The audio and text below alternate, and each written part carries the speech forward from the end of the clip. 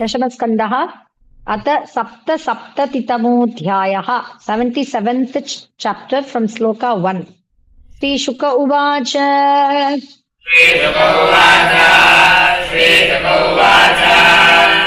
स तूपस्पृश्य सलिलं दंशितो धृतकार्मुकः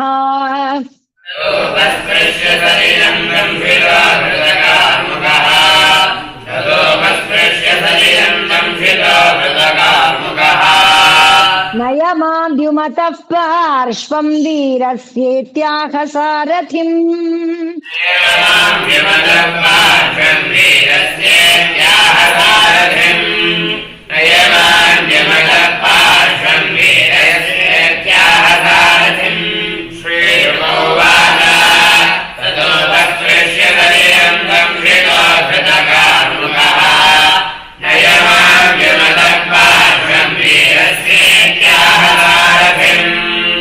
विदमन्तं स्वसैन्यानि द्युमन्तं रुक्मिणीसुतः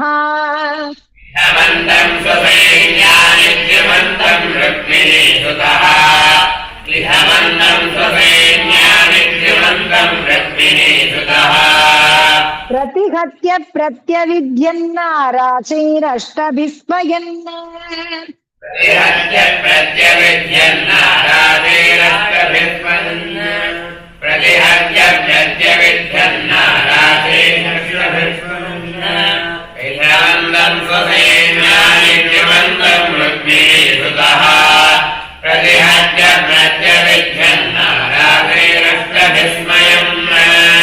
चतुर्भिः चतुरो वाहान् सूतनेकेन चाहनत्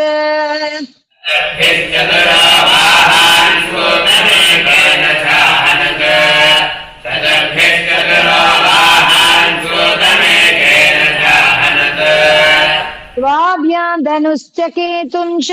शरेणान्येन वै शिरः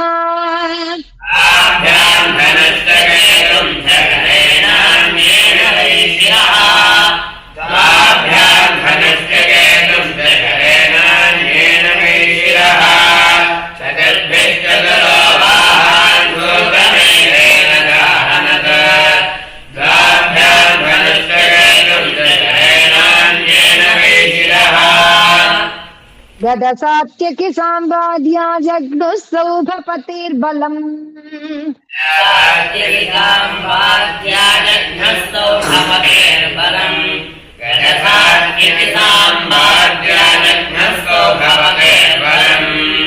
सेतुः समुद्रे सौभेया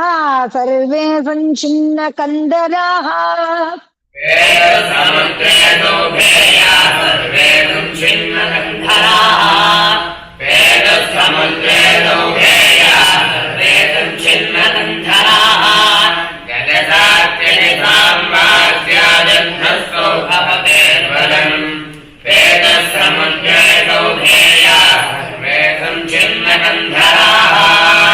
एवं यदूनां शाल्वानां निघ्नदानि तरेतरम्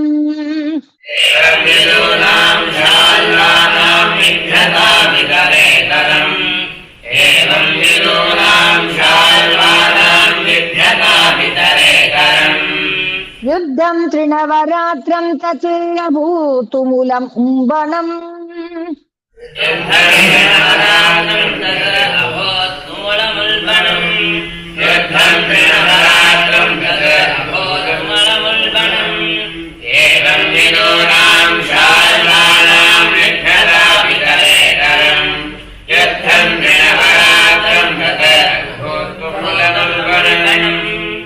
इन्द्रः प्रस्थं गतः कृष्ण आहूतो धर्मसूनुना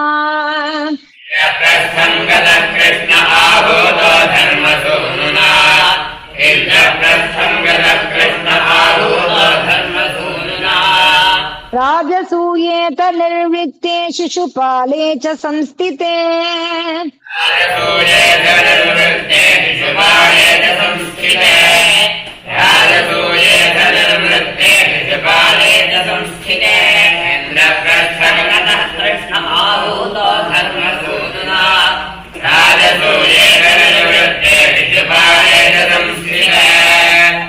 प्रवृद्धाननुज्ञाप्य मुनींश्च ससुतान् प्रताम्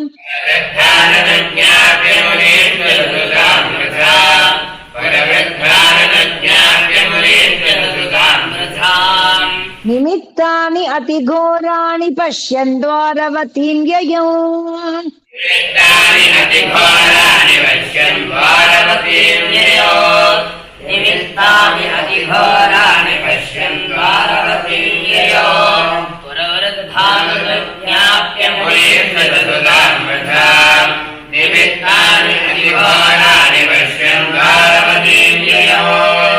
आह चाहमिहायात आर्थमिश्राभिसङ्गतः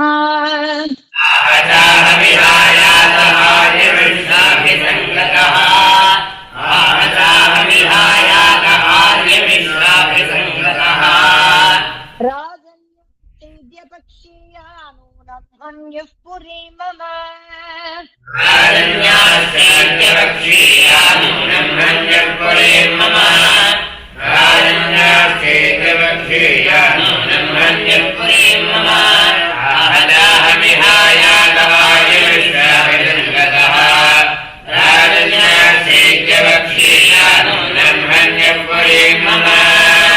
वीक्ष्य तत्कदनं स्वानां निरूप्य पुररक्षणम्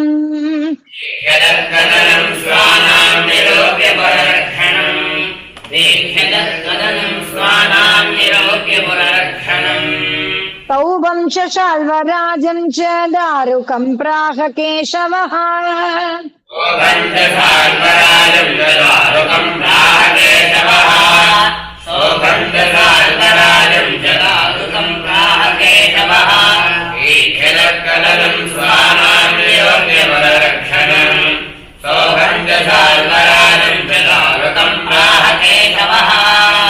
व्रतं प्रापय मे सूतशाल्वस्यान्तिकमाशु वै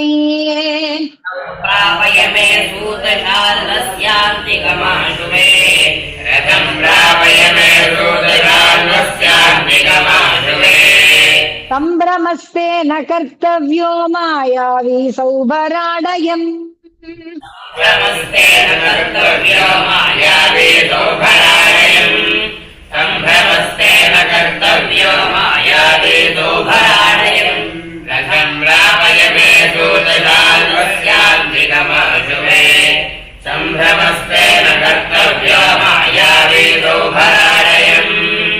इत्युक्तश्चोदयामास रथमास्थाय दारुकः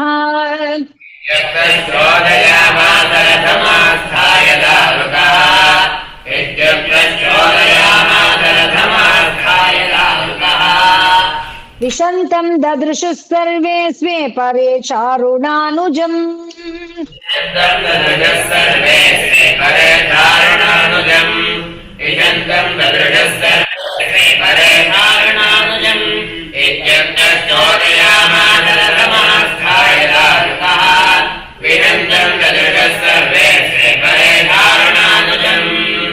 शाल्वश्च कृष्णमालोक्य हतप्रायबलेश्वरः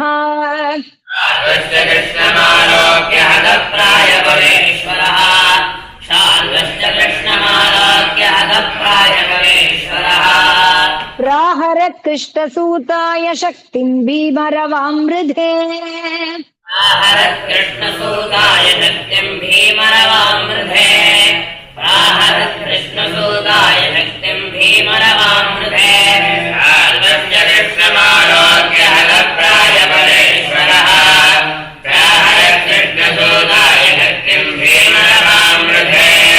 तामापतन्तीं नभसि महोल्कामिव रंहसा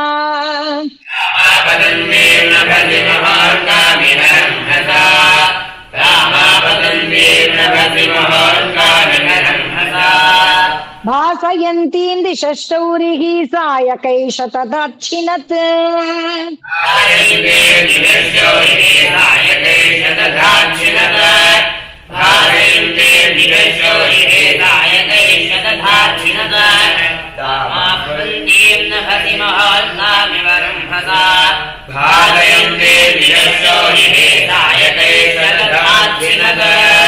तं च षोडशभिर्विद्वा बाणे सौभं चखे भ्रमत्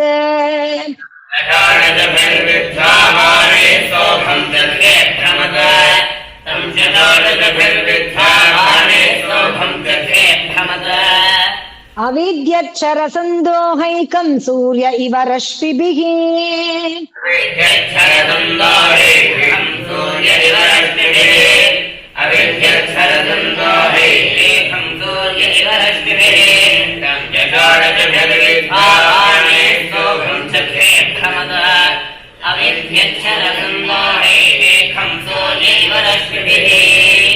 शाल्वशौरेस्तु दोषव्यं शार्ङ्गं शार्ङ्गधन्वनः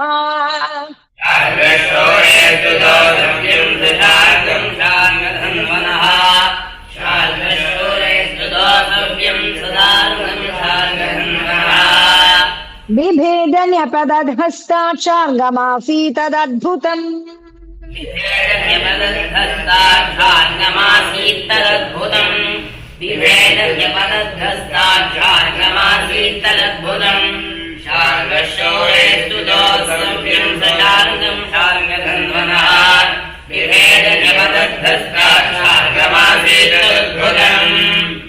आहाकारो महानासीत् भूतानां तत्र पश्यताम्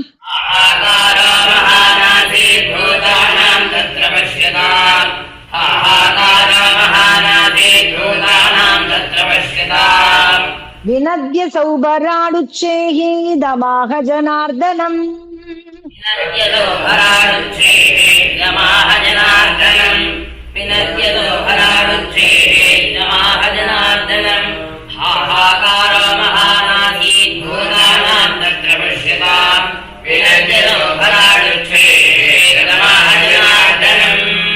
यत्त्वया मुक्तः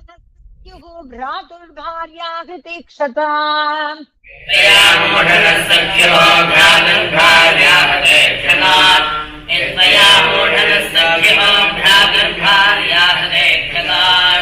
प्रमत्तस्य सभामध्ये त्वया व्यापादितः सखा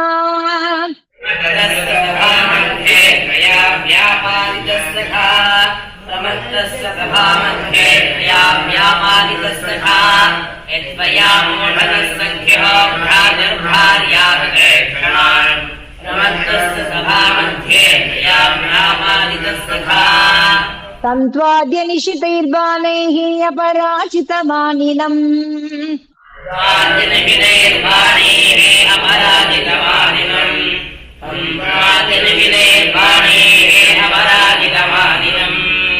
नयामि अपुनरावृत्तिं यदि तिष्ठेर्ममाग्रतः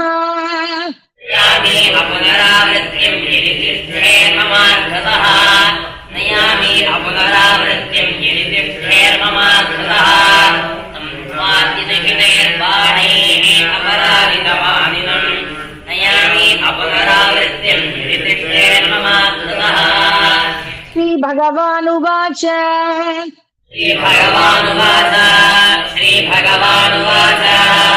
वृथा त्वं कर्तसे मन्दन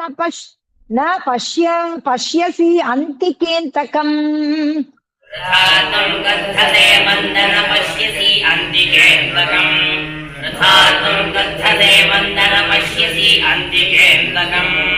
पौरुषं दर्शयन्ति स्पशूरा न बहुभाषिणः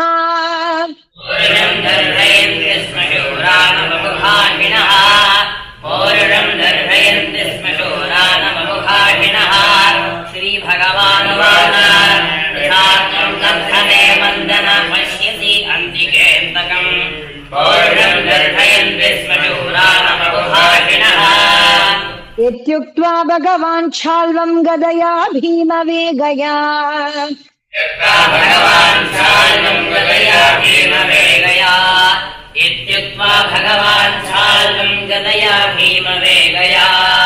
तदाडजत्रौ संरब्धः स च कम्पेव मन्नसृक्